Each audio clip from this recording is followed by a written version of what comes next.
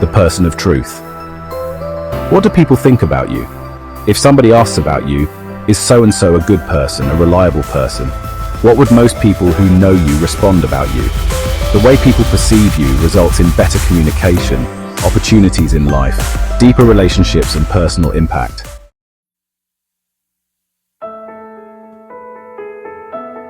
In our text for today, we encounter a man called Nathaniel, who even Jesus would commend profusely. Why did he receive such high praise? How can we be people who are highly respected, but also more approved by the one who matters, God? Let's read together first. The next day, Jesus decided to go to Galilee. He found Philip and said to him, "Follow me." Now Philip was from Bethsaida, the city of Andrew and Peter. Philip found Nathanael and said to him, "We have found him of whom Moses in the law and also the prophets wrote, Jesus of Nazareth, the son of Joseph." Nathanael said to him, "Can anything good come out of Nazareth?" Philip said to him, "Come and see." Jesus saw Nathanael coming toward him and said of him, "Behold, an Israelite indeed, in whom there is no deceit." Nathanael said to him, "How do you know me?" Jesus answered him, "Before Philip called you when you were under the fig tree, I saw you." Nathanael answered him, "Rabbi, you are the Son of God. You are the King of Israel." Jesus answered him, "Because I said to you, I saw you under the fig tree, do you believe? You will see greater things than these." And he said to him, "Truly, truly, I say to you, you will see heaven opened and the angels of God ascending and descending on the Son of Man."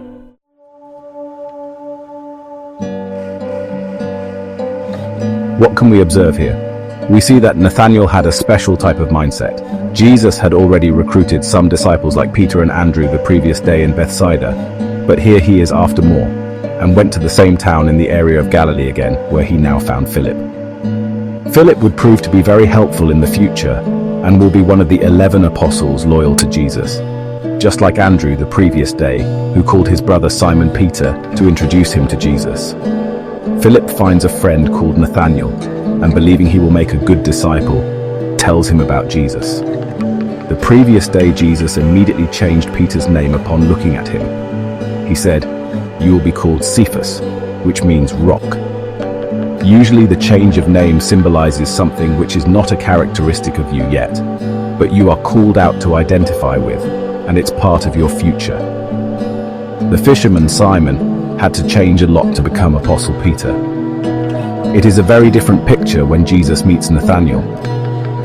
Unlike what happened with Peter, there is no change of name. Jesus simply exclaims, "This is a true Israelite in whom there is no deceit," as if Nathanael is already what he is supposed to be. Why is that?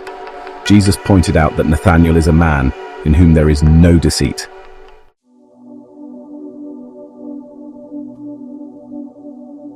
Deceit is about one believing in wrong things and misleading others consciously or not into believing and then doing things which are wrong and bad for them. Deceit is a serious problem for all people if we are not careful. Prophet Jeremiah says, Jeremiah 17:9 NIV, "The heart is deceitful above all things and beyond cure. Who can understand it?"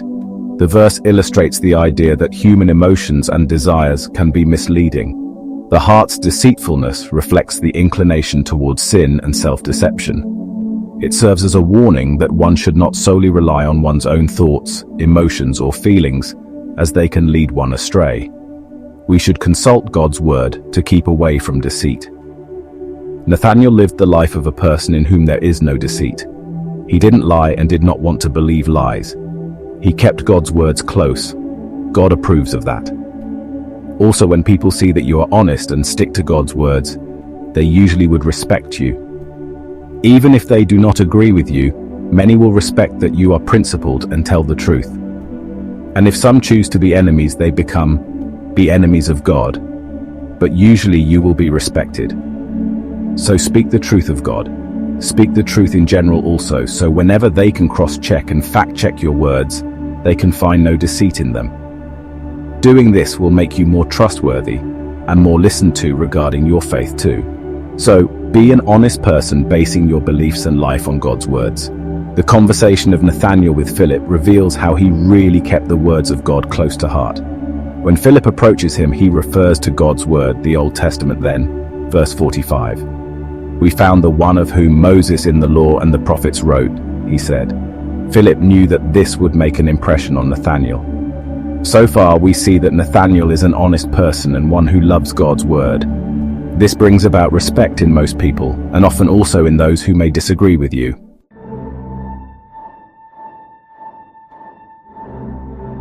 Verse 46 shows more about him. He was not gullible. He looks realistically at the facts before him. He asks, "Can anything good come out of Nazareth?" Nathaniel confirmed the information before believing it. Nazareth was a small town and naturally not a very likely place for the future Jewish king to come from, and neither is it mentioned in the Bible by the prophets before Jesus. But there was another problem why the Messiah was unlikely to come from there for Nathaniel. He asked if there is something good that can hail from Nazareth. He knew the people there, and they, as we read in other gospel accounts, attempted to kill Jesus by pushing him over a cliff. They were not easy to deal with, and their fierce character seems to have been well known. Nathaniel showed that he doesn't close his eyes to the facts. He is not one to easily jump on the bandwagon and just follow anyone. He wanted to get to know them well, and this included being realistic about their track record and the people they associate with. On the other hand, Philip told him, "Come and see." Nathaniel was not gullible, but he was not close-minded either. He was skeptical about the people of Nazareth, but he wouldn't like to throw the baby with the bathwater.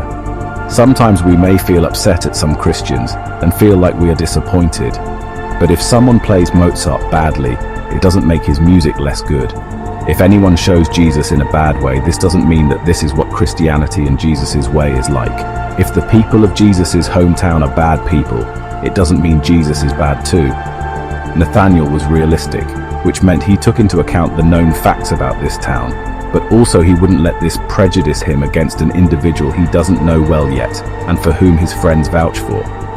He tested the claims, but did not prejudge without sufficient knowledge. That is how we should be too.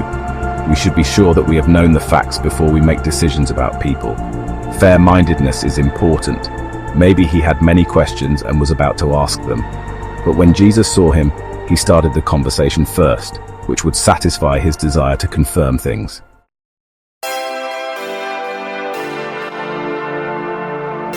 Nathanael, coming toward him, and said of him, "Behold, an Israelite indeed, in whom there is no deceit." Making a genuine positive compliment is a great way to start a conversation. It sets the tone for a good dialogue. Jesus did this, and surely Nathanael would have appreciated it. But being logical and testing things, he thought, how can he say such a thing about me as he doesn't even know me? Compliments work when they are genuine. "How do you know me to say that about me?" Nathanael asked. Jesus answered right away how he knows him. "Before Philip called you, when you were under the fig tree, I saw you." Verse 48.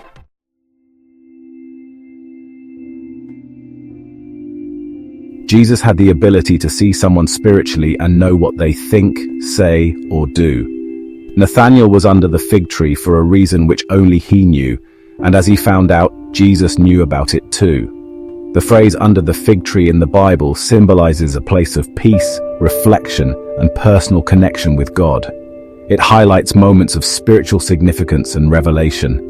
It is likely that Nathanael was praying and contemplating what was next for him and his people. He was hoping God would answer his prayer. In the context here with Jesus and Nathanael, we observe how God sees our hearts and thoughts, inviting us into deeper relationship and understanding. This imagery and phrase "under the fig tree" reminds us of the importance of seeking God in quietness and being open to his revelations in our lives. He always sees us and answers heartfelt and genuinely seeking him prayers. Nathanael was a man of reflection and prayer in his private time. He didn't do it for approval from people. He sought to find God's guidance, and of course he received it. He was alone in his secret place under the tree, and now he realized that he wasn't. God was with him and listening. Now God was talking to him through Jesus, showing him that it was so. The fact that Nathanael kept faithfulness in private showed his sincere faith and he was recognized by Jesus in public. So he was well regarded by both God and people, just like Proverbs says, Proverbs 3, verses 3-4. Let not steadfast love and faithfulness forsake you. Bind them around your neck, write them on the tablet of your heart, so you will find favor and good success in the sight of God and man. Steadfast love comes from the word hesed, and means one being good-natured and gracious, kind and generous. This, in tandem with being faithful and reliable person, makes for being highly respected.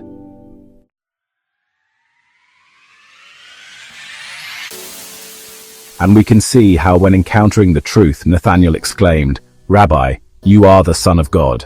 You are the King of Israel." Verse 49. He didn't argue, didn't offer undue skepticism. He had the proof and embraced it completely. He went with the truth once it was confirmed to him. One can see the evidence but not have an open heart to recognize the revelation. Many saw what Jesus did but didn't believe in him. They had evidence, but they didn't want to accept him and what he was standing for.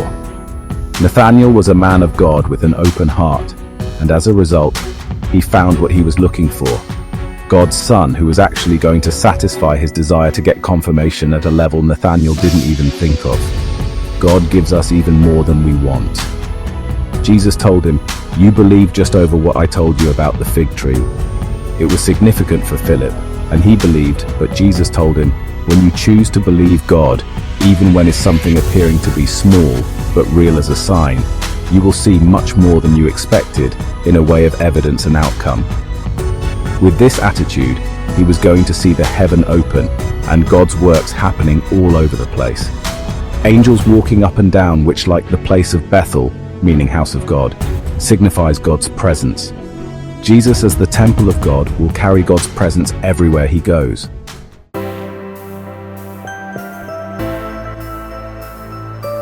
Nathaniel was someone who rejected lies and deception, committed to adhering to God's words.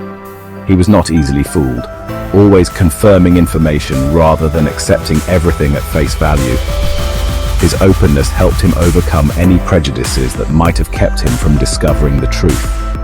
When we approach God with sincerity, he reveals the truth to us and often exceeds our expectations.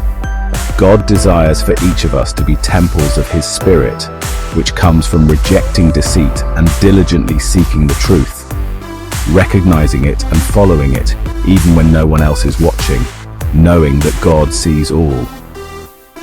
Being a person of truth makes us have God's approval and good reputation before people. Through evidence and experience-based faith in him, we become such temples of God, and his presence is inside us wherever we are.